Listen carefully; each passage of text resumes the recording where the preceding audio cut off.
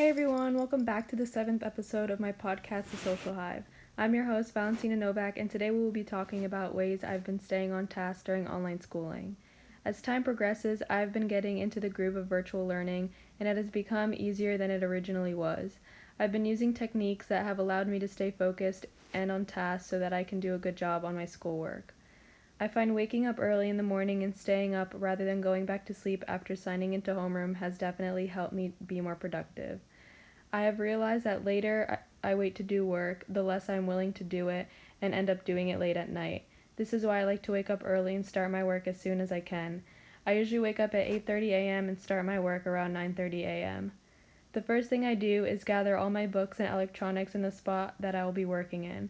I usually do my work on my couch by the window so I have sunlight beaming onto my table while I work. I also gather any snacks like Oreos and Cheez-Its because I find those easiest to eat at the same time I do my work. Usually the night before each day, I make lists for each of my assignments, starting with what will take the shortest amount of time to the longest. This helps me set times for how long I think it'll take me to do each assignment and then complete them accordingly.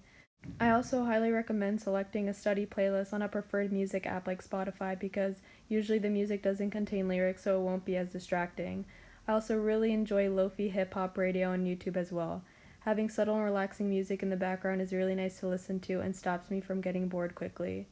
Another thing I like to listen to while I work are podcasts. This is because they're not like YouTube videos where I have to watch the screen in order to understand what is happening, resulting in me getting distracted. So listening to podcasts on Spotify feels like I'm in a local spot with people around and feel good because I'm using these podcasts to educate myself. Ultimately, there are many methods students can apply to help them stay on task and be productive, and these are some of the approaches I find most useful.